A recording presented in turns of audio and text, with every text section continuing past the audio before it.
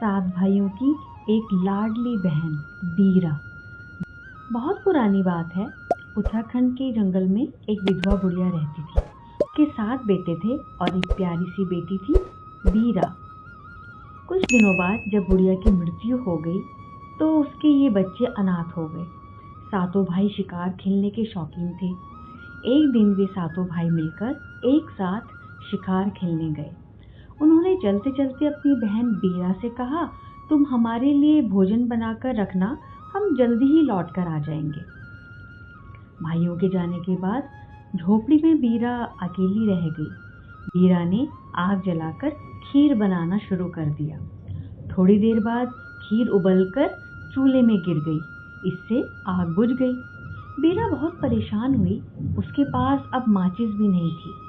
वह आग कैसे जलाती? उसके आसपास कोई घर भी नहीं था।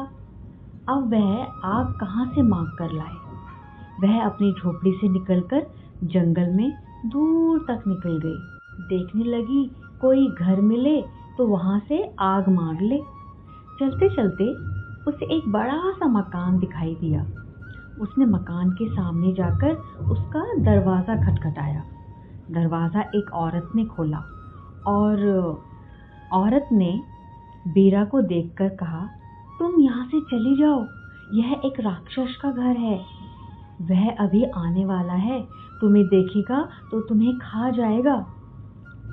बीरा ने कहा, बहन मुझे थोड़ी सी आग चाहिए, खाना बनाना है, बड़ी जोरों की भूख लगी है, मेरे भाई भी आते होंगे। वह औरत राक्षस की पत्नी थी, लेकिन जब बीरा ने उसे बहन कहा तो उसे बीरा पर दया आ गई। उसने बीरा को जल्दी से थोड़ी सी आग दे दी। उसने उसे चौलाई के कुछ बीज भी दिए और कहा, तुम यहाँ से जल्दी निकल जाओ। ऐसा करना कि रास्ते में इस चौलाई के दानों को गिराती जाना। जहाँ भी 2 रास्ते मिले वहाँ के बाद चौलाई मत गिराना। इससे राक्षस रास्ता भटक जाएगा और तुम्हारे घर तक नहीं पहुँच सकेगा। याद रखना, इस चौलाई को अपने घर तक मत लेके जाना, नहीं तो राक्षस वहीं पहुँच जाएगा। बीरा अपने साथ चौलाई के दाने लेकर चली गई। वो रास्ते में उन दानों को गिराती चली गई। वह जल्दी जल्दी जा रही थी। वह जल्दीबाजी में राक्षस की पत्नी की बात भूल गई। उसने पूरे रास्ते चौलाई के दाने गिरा दिए। कुछ दाने अपने घर तक भी लेकर चली गई। जब राक्षस अपने घर लौटकर आया तो उसे मनुष्य की गंध आने लगी। वह राक्षस समझ गया कि आज जरूर कोई मनुष्य मेरे घर आया है। उसने अपनी पत्नी से पूछा, आदमी की गंध आ रही है मुझे, क्या कोई आदमी हमारे घर आया था? उसकी पत्नी ने कहा, नहीं तो, यहाँ तो कोई नहीं आया। राक्षस ने अपनी पत्नी को पहले तो खूब डांटा, फिर मारना पीटना भी शुरू कर दिया। डर के मारे उसकी पत्नी ने राक्षस को बीरा के बारे में बता दिया। सुनते ही वह राक्षस बीरा की तलाश में निकल पड़ा।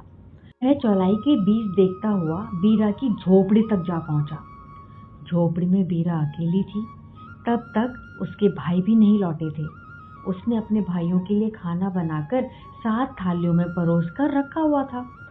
राक्षस को देखकर वह डर गई और पानी के पीपे के पीछे जाकर बैठ गई। राक्षस ने सारा खाना खा लिया। खाने के बाद वह पानी के पीपे की ओर गया। सारा पानी पीने के बाद उसने खाली पीपे में बैठी बीरा को पकड़ लिया। वह बीरा को जीवित ही निकल गया। खा पीकर राक्षस झोपड़ी के दरवाजे पर ही सो गया, क्योंकि उसे बहुत जोरों की नींद आ रही थी। जब बीरा के भाई लौटकर आए तो उन्होंने राक्षस को दरवाजे पर सोता हुआ पाया। उन्होंने देखा बीरा घर में नहीं है। वे समझ गए कि जरूर इस राक्षस ने हमारी बहन बीरा को खा लिया है।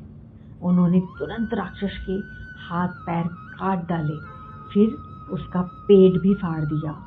राक्षस मर गया और उसके पेट से बीरा जीवित निकल कर आ गई।